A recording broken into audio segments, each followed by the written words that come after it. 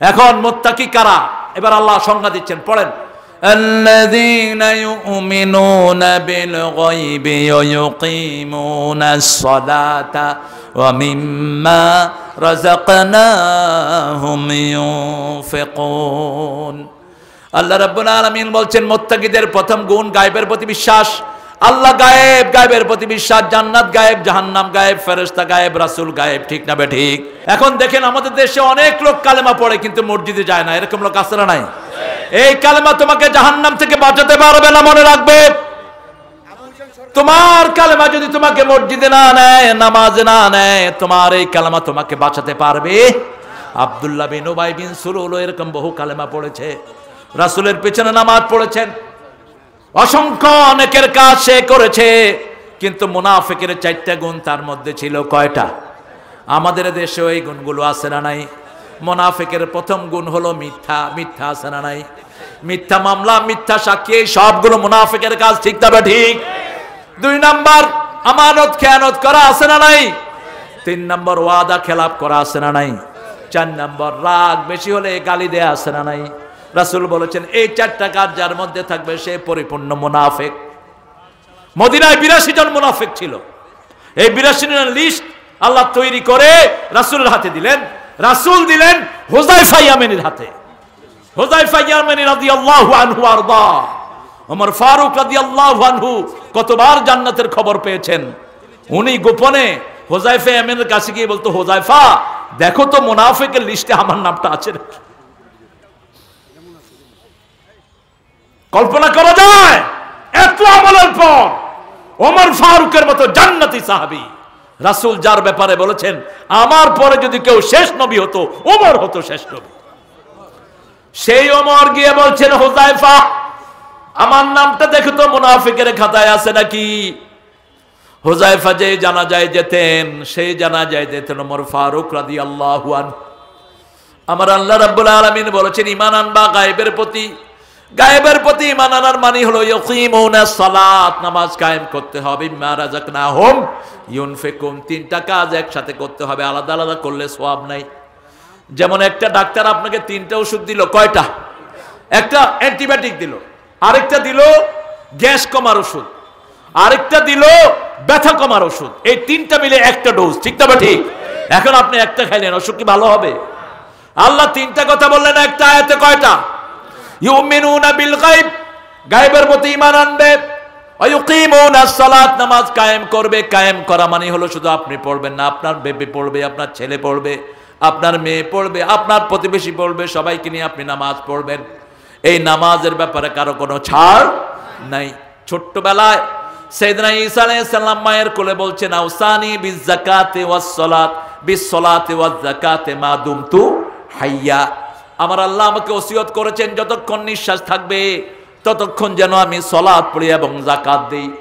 সালাতের সাথেই যাকাত। বাংলাদেশে শুধু দিনাজপুরের পয়সাওয়ালা যদি যাকাত দিত দিনাজপুরে কোনো গরিব থাকতো না। ঠিক তবে ঠিক? কথা বলেন না কেন? যাকাত তো দেয় না। এই যে লিচুর বাগানের মালিকেরা যাকাত দেয় না, অথচ আল্লাহ বলেছেন ইয়ামা হাসাদিহি, যেই দিন লিচু তোলো সেই বাগান থেকেই যাকাত দিয়ে দিবা। কতটুকু? যদি বৃষ্টিতে, আল্লাহ বৃষ্টিতে তোমার লিচুর ফলন হয় 10 মনে 1 মন দিবা কাকে? কথা কন না কেন? গরিবকে দিবা। কাকে দিবা? গরিবকে। 8টা খাত। কয়টা খাত? 8টা খাত হলো সূরা তওবা আর 9টা খাত হলো সূরা নিসার ভিতরে। এই যাকাত এবং অনুদান সহ এই 17টা খাত আল্লাহ ফরজ করে দিয়েছেন দেওয়ার জন্য। প্রথম হলো যাকাত।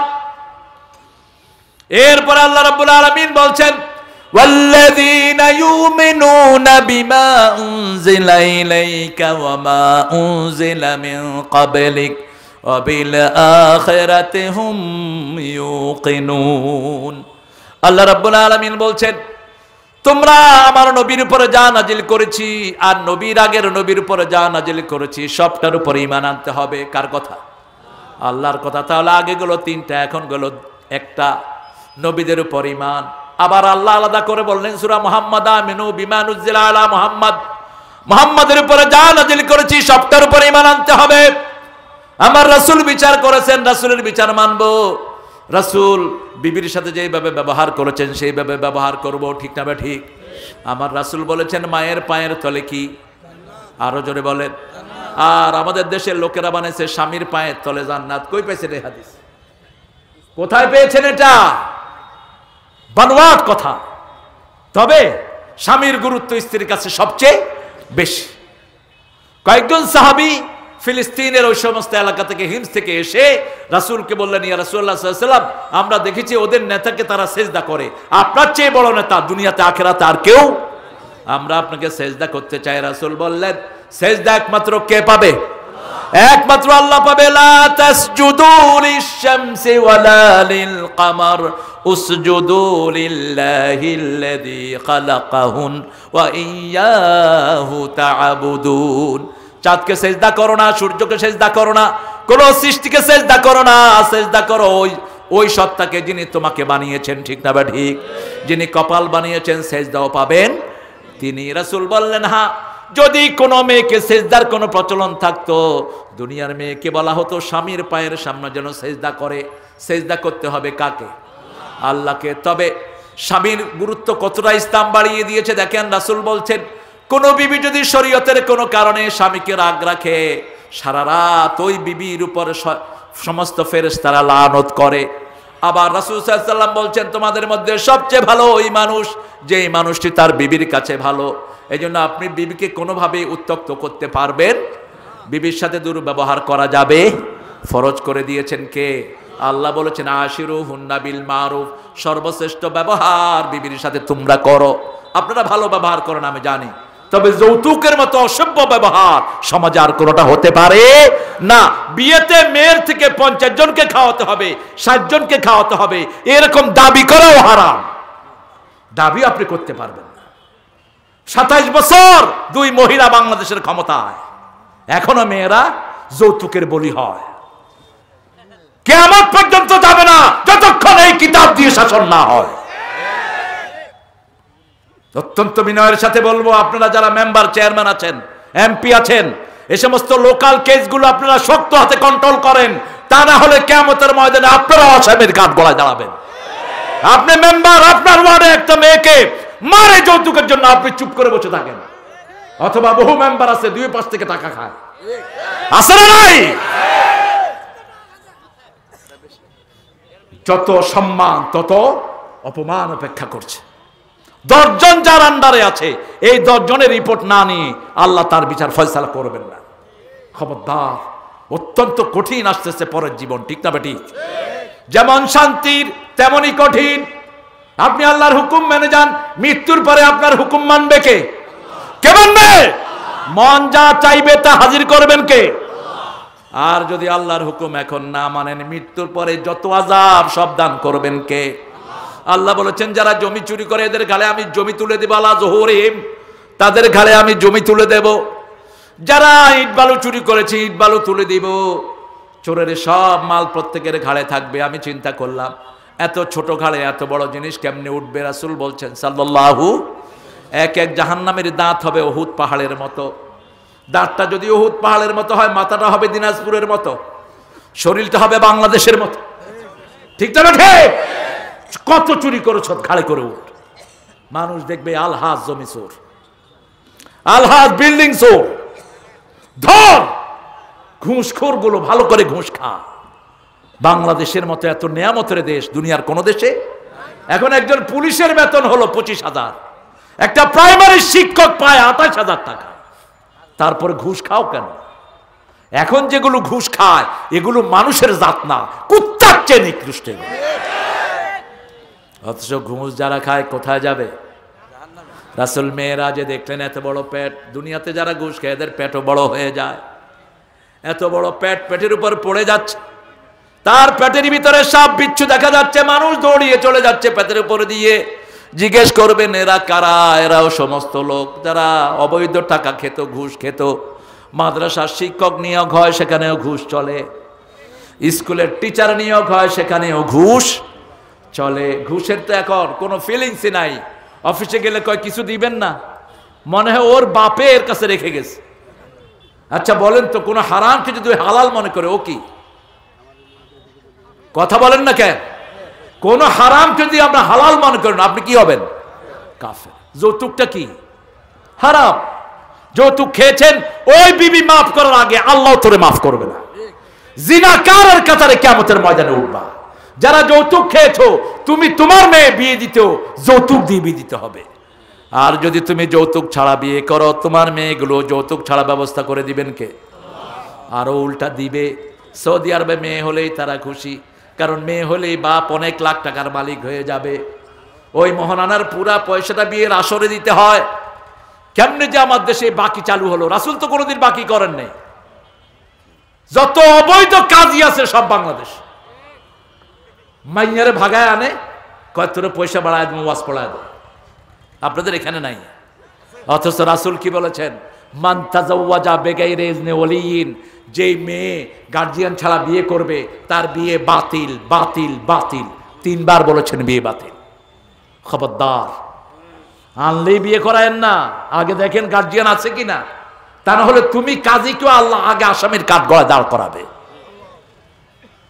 মুত্তাকিদের জন্য কি সুন্দর ব্যবস্থা আল্লাহ করলেন। রাসূল সাল্লাল্লাহু আলাইহি সাল্লাম বিবিদেরকে সুন্দর নামে ডাকতেন, আমরাও সুন্দর নামে ডাকবো। আগে খাওয়াতেন বিবিদেরকে, কখনো শেষে খাওয়াতেন না। রাহমাতাল লিল আলামিন। রান্নার কাজে, সব কাজে বিবিদেরকে সাহায্য করতেন। ও গো মা, তুমি এ ধরনের শ্রেষ্ঠ নেয়ামত, তোমারই পদতলে রয়েছে জান্নাত। এই পৃথিবী থাকতো গো ফুল পাখিহীন, এই পৃথিবী থাকতো গো মায়া মোহহীন, যদি না পেত মায়ের মায়ারি হাত, যদি না পেত মায়ের মায়ারি হাত। ও গো মা, তুমি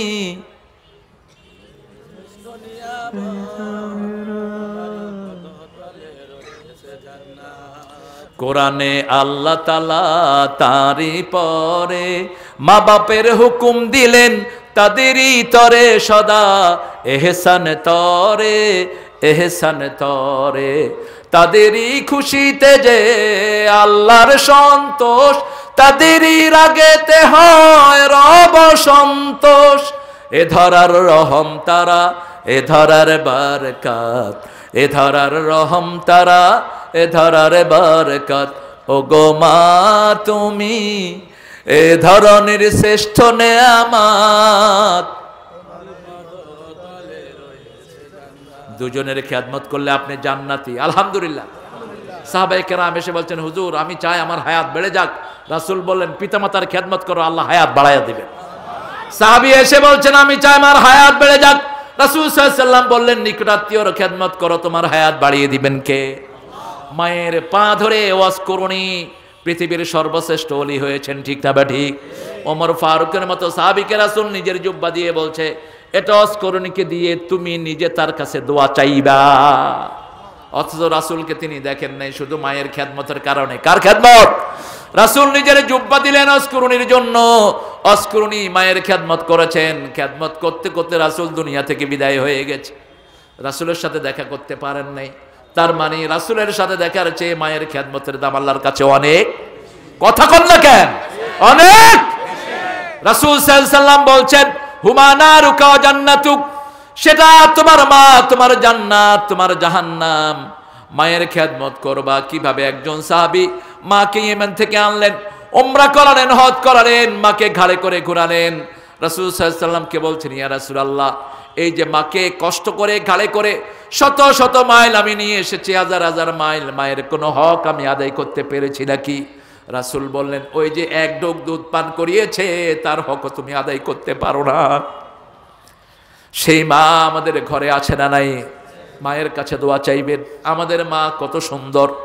আমাদের অধিকাংশের মা গুলো পড়েছে লা ইলাহা ইল্লাল্লাহু মুহাম্মাদুর রাসূলুল্লাহ সাল্লাল্লাহু আল্লাযীনা ইউমিনুনা বিমা উনজিলা ইলাইকা মা উনজিলা মিন ক্বাবলিক। কোন নবীর মধ্যে আমরা কোনো পার্থক্য সৃষ্টি করি? খ্রিস্টানেরা আমার নবীকে মানে না এই জন্য যে নবী বনি ইসরাইল থেকে হয়নি, ইহুদিরা মানে না বনি ইসরাইল থেকে হয়নি, কিন্তু আমরা ঈসা আলাইহিস সালামকে মানি, তিনি আমাদেরও নবী, ঠিক না ঠিক? আবার তিনি আসবেন কিয়ামতের আগে। কে বলছেন? মুহাম্মদ সাল্লাল্লাহু। সিরিয়ার মসজিদে তিনি অবতরণ করবেন। দুই ঘাড়ে, ফেরেশতাদের ঘাড়ে হাত রেখে তিনি আসবেন। সায়াকুনু আহসানাল লিমাম আলা রাসিহি, তার মাথায় লিম্বা চুল ঝুলানো থাকবে। আর এখন আমার ছেলেরা চুল রাখে মিস্টার নেইমার, মিস্টার গেসি, হাতে ট্যাটু আঁকে। খবরদার, ট্যাটু যে আঁকবা তার উপরে আল্লাহ লানত। যতদিন ট্যাটু যাবে না তোর কোনো ইবাদত আল্লাহর দরবারে কবুল হবে না। লানত মানে বুঝেন? লানত মানে লকডাউন। লানত মানে কি? লকডাউন। আল্লাহর পক্ষ থেকে সব নিষিদ্ধ। যারা সুদ খায় তাদের উপরে আল্লাহ লানত, যারা মদ খায় তাদের উপরে আল্লাহ লানত, যারা গাঁজা খায়, মদের ব্যবসা করে তাদের উপরে আল্লাহ লানত। যে মেয়েরা চোখের ভুরু ছাচে তাদের উপর কি? আল্লাহ আমাদেরকে হেফাজত করে। আরো চিৎকার করে বলি আমিন। আপনাদের কষ্ট হচ্ছে বোধহয় না? একটু জোরে বলেন তো আমিন। শক্তি আছে তো দেখি। আসলে পোলাওর চাউল তো একটু দেরিতেই গলে। কি স্বাদ আপনাদের পোলাও চাউল। এটা একটা ঘান আছে যে, ওটার নাম কি? ও যে পোলাও চাল একটা ঘান আসে যে, না কাটারি ভোগ না, চিনি গুঁড়া। চিনি গুঁড়া। এটা লন্ডনে 1 কেজি চিনি গুঁড়ার দাম হলো বাংলাদেশি 1,500 টাকা। পাওয়া যায় না। এই যে আপনাদের এখানে এক পোলা আছে, হে পাঠায় বহুত পয়সা বানায় ফেলেছে। আল্লাহ আমাদের চাষিদেরকে বরকত দান করে। ইসলাম আছে যেখানে, বরকত আছে সেখানে। রাসূলদের মধ্যে কোনো ভাগ আমরা করি। ঈসা আলাইহিস সালাম আসবেন রাসায়নিক শক্তি নিয়ে। যত দূর দৃষ্টি যাবে তত দূর নিঃশ্বাস যাবে। ওই নিঃশ্বাসে যখনই কাফের পড়বে, লবণ যেরকম পানিতে পড়লে গলে যায়, কাফেররা গলে এরকম মারা যাবে। লা ইলাহা লা ইলাহা ইল্লাল্লাহু মুহাম্মাদুর রাসূলুল্লাহ সাল্লাল্লাহু। তবে সব নবীদেরকে আমরা সালাম দিব। তাহলে আমাদেরকে সালাম দিবেন কে? আল্লাহ শিখিয়েছেন সব নবীদেরকে সালাম দেয়া। সুবহানা রাব্বিকা রাব্বিল ইজ্জাতি আম্মা ইয়াসিফুন ওয়া সালামুন আলাল মুরসালিন আলহামদুলিল্লাহি রাব্বিল আলামিন। সূরা সাফফাতের শেষ আয়াত। যারা নবীদেরকে সালাম দেয়, আল্লাহ বলেন আমি আল্লাহ নিজে তাদেরকে সালাম দেই। এই জন্য ঘরে বাইরে ভিতরে যখনই থাকবেন কি দিবেন? কি দিবেন? সালাম দিবেন। আমার এক ছাত্র, একটা হিন্দু মুচি, মুচি আছে না ওই যে জুতা সিলায়, কি বলেন আপনারা? মুচি। এই মুচিকে 3 দিন সালাম দিয়েছে। 4র্থ দিনে এই মুচি এসে আমার মাহফিলে কালেমা পড়ে মুসলমান হয়ে গেছে। আমি বললাম তুমি না জুতা সিলা? কয় হ্যাঁ স্যার। তো তুমি মাহফিলে আসছো কি জন্য? কয় স্যার আমারে কেউ সালাম দেয় না কোনো। আমি মানুষের জুতা সিলাই, জুতা ফেঁকে দেয়, আমি সিলাই দিয়ে নিয়ে যাই। কিন্তু আপনার এই ছাত্রটা 3 দিন এদিক দিয়ে গেছে, 3 দিন আমাকে সালাম দিয়েছে। আমি বুঝেছি যারা মানুষকে সম্মান করে এরাই হলো আল্লাহর ধর্ম। আমরা সব মানুষকে সম্মান করব, ঠিক না বা ঠিক? যে আগে সালাম দেয় তাকে বড় করে দেন কে? রাসূলের চেয়ে আগে রাসূলকে কেউ সালাম দিতে পারে নাই। আল্লাযীনা ইউমিনুনা বিমা উনজিলা ইলাইকা ওয়া মা উনজিলা মিন ক্বাবলিকা বিল আখিরাতি হুম ইউকিনুন। আল্লাহ বলছেন আখিরাতের ব্যাপারে ইয়াকিনান বা আইনুল ইয়াকিন, ইলমুল ইয়াকিন, হাক্কুল ইয়াকিন। সুম্মা লাতারাউন্নাহা আইনাল সুম্মা লাতুসআলুন্না ইয়াওমাইযিন আনিন নাঈম। নিয়ামতের ভিতরে 3টা জিনিসকে রাসূল শামিল করেছেন। কয়টা? সবচেয়ে বড় নিয়ামত হলো পানি। বড় নিয়ামত কি? আরো চিৎকার করে বলেন। 2 নম্বরের নিয়ামত হলো আমাদের জীবন। আমাদের কি? জীবন। 3 নম্বরের নিয়ামত হলো আমাদের সম্পত্তি। এই সব কার জন্য দেব? আল্লাহর জন্য দেব। মানুষের কি আল্লাহ 5টা রিজিক দিয়েছেন। কয়টা? 5টা রিজিক। প্রথম রিজিক হলো আল্লাহর সন্তুষ্টি। কার সন্তুষ্টি? ওটার চেয়ে বড় রিজিক আর কিছুই। 2 নম্বর রিজিক হলো আমাদের সম্মান। 3 নম্বর রিজিক হলো আমাদের খাওয়া। 4 নম্বর রিজিক হলো আমাদের জীবন। 5 নম্বর রিজিক হলো টাকা, যেটার দাম সবচেয়ে কম। ঠিক না ঠিক? যখন ফখরুদ্দিন এদেশে ক্ষমতা নিয়েছিল, ডাস্টবিনে টাকা ফালায়া বহু নেতা পালাইছে। ঠিক না ঠিক? আর ফখরুদ্দিন যখন ক্ষমতা এসেছে, হায়রে চেয়ারম্যানদের দৌড়াদৌড়ি, চেয়ারম্যান, মেম্বার, এমপি একটা একদিকে দৌড়াচ্ছে। কি হয়েছে? দুদক আসতেছে। আসল দুদক কার হাতে? ফখরুদ্দিন এক পেশে করেছিল, থাকতে পারে নাই বেশি দিন। ঠিক না ঠিক? কারণ দেশ যদি চালাতে হয় রাজপথ থেকে উঠতে হবে। কোন পথ? রাজপথ থেকে আসতে হবে। অফিস থেকে এসে দেশ চালাবেন, এটা খেলা রঙের ঢং না। যে সমস্ত পয়সা লাগালো, পয়সা দিয়ে টিকিট কিনে রাজনীতি করে, এদেরকে লাথি মেরে বের করে দেওয়া উচিত। এদের কারণেই দেশ ধ্বংস হয়েছে, ঠিক না ঠিক? রাজনীতি করতে হলে রাজার নীতি, রাস্তায় থাকতে হয়, ঠিক না ঠিক? কত কোরবানি দিয়ে দিয়ে এক একজন নেতা হয়, আর তুমি 15-20 কোটি টাকা দিয়া বাস নেতা হইলা, এরপরে টাকা উঠানোর চেষ্টা করে। এই ডাকাতগুলো আমাদের দেশের রাজনীতিকে নষ্ট করেছে, আমাদের দেশের সব কিছু এরা নষ্ট করেছে, ঠিক না ঠিক? আল্লাহ আমাদেরকে হেফাজত করেন, আখিরাতকে চোখের সামনে রাখবেন। সব হিসাব কার কাছে দিতে হবে? ইয়াউমা ইয়াকুমুন নাসু লিরাব্বিল আলামিন, আল্লাহর সামনে দাঁড়াতে হবে। কি দলে বলে? কথা কন না কেন? ফারদান বেফারদিন, একা। কয়জন? একা। ওয়া মা হুম আনহা বিগাইবিন, আল্লাহর থেকে অনুপস্থিত থাকার ক্ষমতা কারো নাই। সেদিন হিসাব দিতে হবে কার কাছে? যদি আমলনামা ডান হাতে চলে আসে, এখনো কিতাব তখনো কিতাব, এখনো দলিল তখনো দলিল, ঠিক না ঠিক? আর দুনিয়া বিদ্যালয়, আখিরাত বিদ্যালয়। এই যে জমিনে বসে আছি, এই জমিনের দলিল আছে না নাই? মাঠ পড়সা আছে না নাই? ঠিক আল্লাহর কাছে যেতে হলো দলিল লাগবে। দলিল হলো কোরআন, দলিল হলো হাদিস। দুইটা ছাড়া বাঁচার কোনো উপায় নাই। আল্লাহ জিজ্ঞেস করবেন, এই যে আমল করেছো কোথায় পেয়েছো? বলবেন হাদিসে পেয়েছি। কোথায় পেয়েছো? কোরআনে পেয়েছি। লা ইলাহা, কোন সূরায়? এই কালমাটা কোন সূরায়? হায় সূরা ফাতিহা বলো। সূরা ফাতিহার কোন আয়াতে আছে লা ইলাহা ইল্লাল্লাহ? হায় হায়, আপনি এটা জানেন না? আচ্ছা, হ্যাঁ, সূরা মুহাম্মদ। যেহেতু কালেমাটা আমাদেরকে শিখিয়েছেন কে? মুহাম্মদ সাল্লাল্লাহু আলাইহি সাল্লাম। এই জন্য এই কালেমাটা কোন সূরায় দিলেন? সূরা মুহাম্মদ। ফাআলাম আন্নাহু লা ইলাহা। আর মুহাম্মদুর রাসূলুল্লাহ কোথায় আছে? সূরা ফাতিহ। লা ইলাহা ইল্লাল্লাহু মুহাম্মাদুর। দুইটা দুই কোরআনের দুই সূরা থেকে আল্লাহ মিলিয়ে দিলেন। একবার পড়লেই দুই আয়াতের সওয়াব হয়ে যাবে, আবার একবার পড়লেই জীবনের গুনাহগুলো মাফ হবে। কিন্তু শর্ত হলো তারপরে নামাজ পড়তে হবে, যাকাত দিতে হবে, নবীদেরকে মানতে হবে, ঠিক না ঠিক? আখিরাতকে চোখের সামনে রাখতে হবে। ওই মহিলার মতো রাতের অন্ধকারে জিনা করেছে, কেউ দেখে নাই। দেখেছেন কে? সেই মহিলা গেলেন রাসূলের কাছে, সাল্লাল্লাহু জানাইতু ইয়া রাসূলুল্লাহ। রাসূল মুখ ফিরিয়ে নিলেন, যাও তুমি যাও, আল্লাহর কাছে মাপ চাও। যেটা পাবলিকলি করবেন সেটা পাবলিকলি মাপ চাইতে হবে, যেটা গোপনে করবেন সেটা যদি আল্লাহ মাফ করে দেয়, মাফ হয়ে গেল, ঠিক না ঠিক? এই জন্য বারবার ফিরিয়ে দিচ্ছিলেন।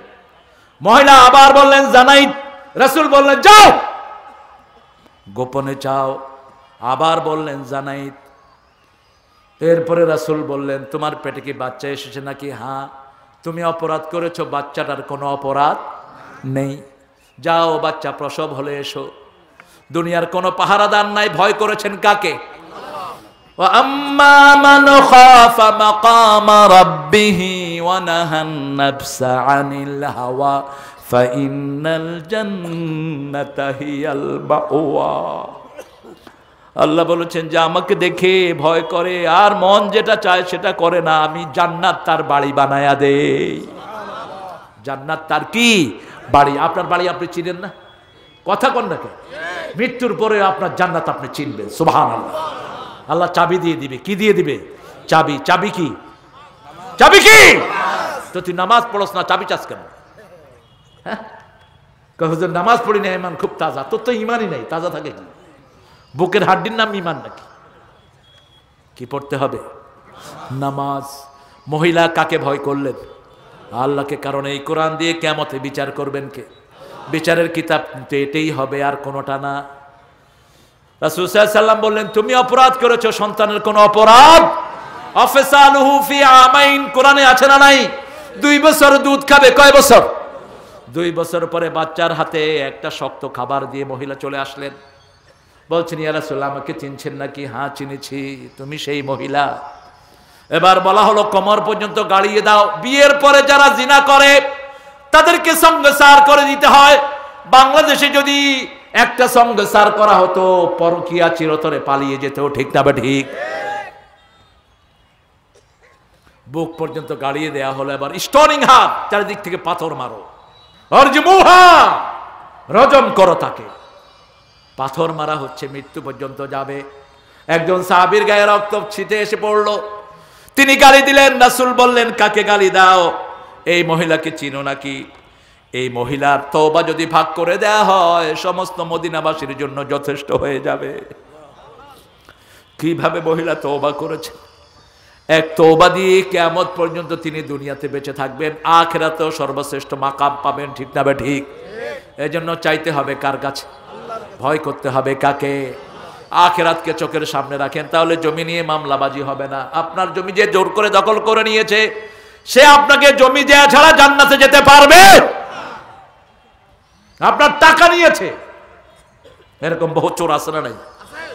আমি আজকে শুনলাম বগুড়া শেরপুরের কিছু লোক আমার নামে পোস্টার করে আমারে দাওয়াতও দেয়, মাহফিল করে 5-7 লাখ 8-10 লাখ টাকা তুলে খেয়ে ফেলছে। জানি আমাকে যে ছেলেটা নিয়ে আসছে আজমি, মালানা আজমি, সে বলছে আমাকে। এখন বলেন, এই যে জুলুম করলো, কিয়ামতে আমি মাপ না করলে হবে মাপ? হ্যাঁ, আমি সেদিন ধরবো ইনশাআল্লাহ, ইনশাআল্লাহ। আবার বহু হুজুরকে আপনারা ধরবেন, হুজুররা আপনাদের হক আদায় করে না, স্টেজে উঠে আধা ঘন্টা পরে মোনাজাত করে দেয়, আছে না? খবরদার, কমিটির থেকে কথা নিবা। 5টা আয়াতের উপর আমরা কথা বললাম, কয়টা? আরো জোরে বলেন। ইসলামের আরকান কয়টি? 5টা। এই 5টা যদি কেউ মানে, আল্লাহ বলছেন উলাইকা আলা হুদাম মির রাব্বিহিম আও উলাইকা হুমুল মুফলিহুন। এই 5টা কথা যারা মানবে তারা হেদায়েতের উপরে আছে, তাদের দুনিয়াও সফল, আখিরাতও। একজন সাহাবী এসেছেন, রাসূলকে বলছেন আমি জান্নাতে যাব। রাসূল বলছেন তুমি পড়ো লা ইলাহা মুহাম্মাদুর। তারপরে কি করব? 5 ওয়াক্ত নামাজ পড়ো। তারপরে কি করব? রমজানের রোজা রাখো। তারপরে কি করব? যদি টাকা হয় হিসাব করে যাকাত দাও। তারপরে কি করব? রাস্তার খরচ থাকলে হজ করো। ওই সাহাবী বলছি, ইয়া রাসূলুল্লাহ, কিছু বাড়াবো না কমাবো না। তিনি চলে যাচ্ছেন। রাসূল বললেন, কেউ যদি জান্নাতি দেখে খুশি হতে চাও, এই লোকটার দিকে তাকিয়ে দেখো। আল্লাহ আমাদেরকে জান্নাতের জন্য কবুল করেন। আরো চিৎকার করে বলেন আমিন।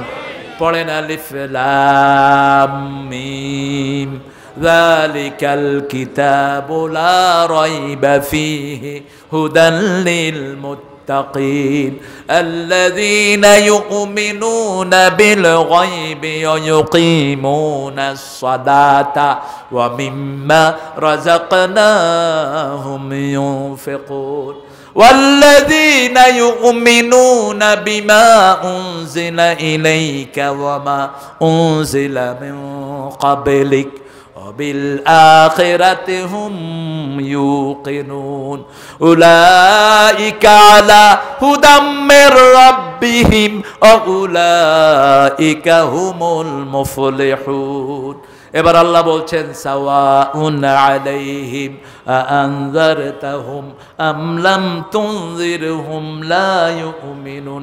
ইন্নাল্লাযীনা কাফারু, যারা কাফের, যারা নামাজ পড়ে না, রোজা রাখে না, যাকাত দেয় না, নবীকে মানে না, আখিরাত বিশ্বাস করে না, আসরা নাই। কথা কর না কেন? ইন্নাল্লাযীনা কাফারু, এরা কাফের। এরা কি? সাওয়াউন আলাইহিম, তাদেরকে ভয় দেখাও না দেখাও, তাদের কোনো পরিবর্তন। আল্লাহ রাব্বুল আলামিন বলছেন তাদের অন্তরে মোহর মেরে দিবেন কে? ফি কুলুবিহিম মারাদুন ফাযাদাহুমুল্লাহু মারাদা ওয়া লাহুম আযাবুন আলীমুম বিমা কানু ইয়াকযিবুন। তারা কুফরি করে, মিথ্যা কথা বলে। মিথ্যা এত বড় অপরাধ। রাসূল বলেছেন মিথ্যার শিরক হলো এক জিনিস।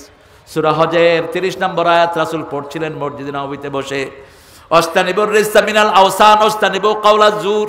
এই একটা বলে রাসূল বললেন শিরক আছে যেখানে মিথ্যা আছে, সেখানে মিথ্যা বলে যারা শিরক করে তারা খবরদার।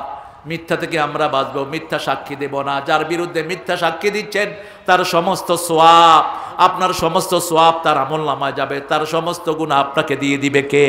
এতিমের মাথায় যারা হাত দেয়, ওই মাথার নিচে যত পশম এত সওয়াব আল্লাহ তাকে দান করে দেয়।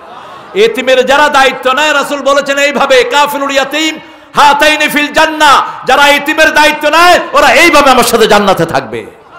ও আম্মাল ইয়াতীমা ফালা তাকহার, খবরদার এতিমের সাথে কর্কশ ভাষায় কথা বলো না। রাসূল নিজে কি ছিলেন?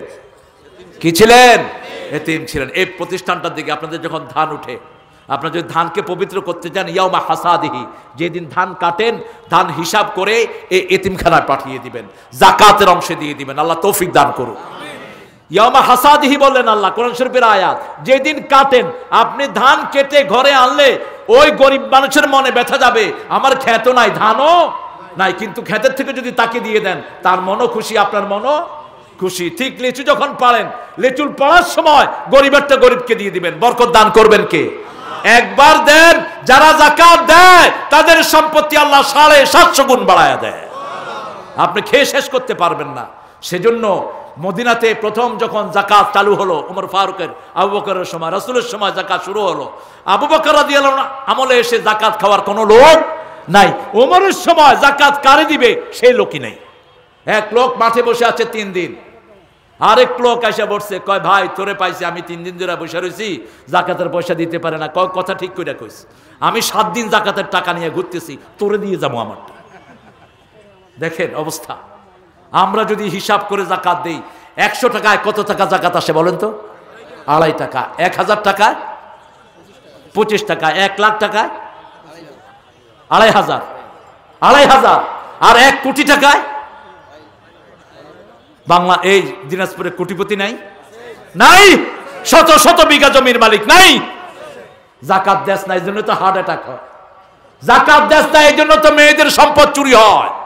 নাকের দুল, কানের, নাকের ফুল, কানের দুল, হাতের বালা, চোখের গলার মালা, এসব নিয়ে যায় চোরে, কারণ এগুলো যাকাত দেয় না।